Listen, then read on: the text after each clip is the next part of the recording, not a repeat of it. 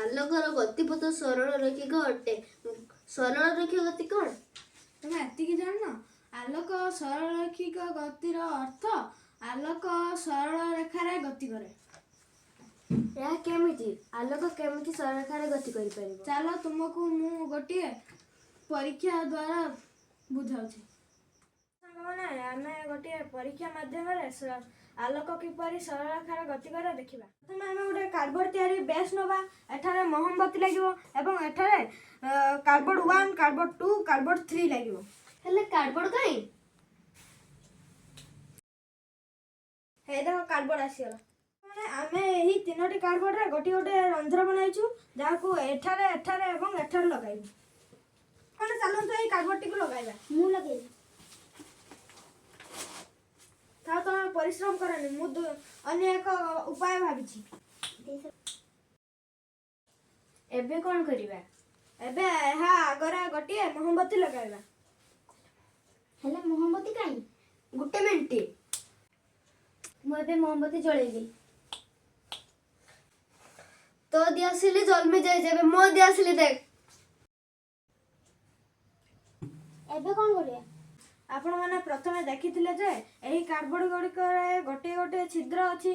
ଯଦି 3ଟି କାର୍ଡବୋର୍ଡର ଛିଦ୍ର ସରଳ ରେଖାରେ ଥିବ, ତାହେଲେ ଏହି ମହମବତୀ ଶିଖାଟି ଦେଖାଯିବ। ଯଦି ଏହି କାର୍ଡବୋର୍ଡ 3ଟିର ଛିଦ୍ର ସରଳ ରେଖାରେ ନଥିବ, ତାହେଲେ ଏହି ମହମବତୀ ଶିଖାଟା ଦେଖାଯିବ ନାହିଁ। ତମେ ଜଣେ ଜଣେ କରିକି ଦେଖିପାରିବ। ପ୍ରଥମେ ମୁଁ ଦେଖିବି। ହଉ, ଦେଖିପାରିବ ତମେ।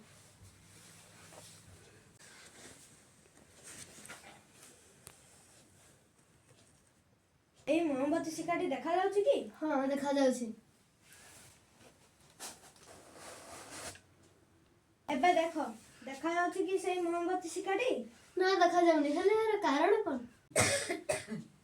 ପ୍ରଥମେ ତମେ ଏହି ମହମବତୀ ଶିଖାଟିକୁ ଦେଖିପାରୁଥିଲ, କାରଣ ଏହି 3ଟି ଛିଦ୍ର ସରଳ ରେଖାରେ ଥିଲା।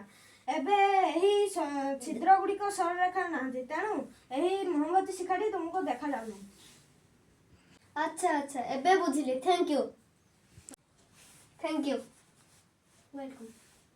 ସାଙ୍ଗମାନେ, ଏହି ପରୀକ୍ଷାରୁ ଆମେ କେଉଁ ସିଦ୍ଧାନ୍ତରେ ଉପନୀତ ହେଲୁ?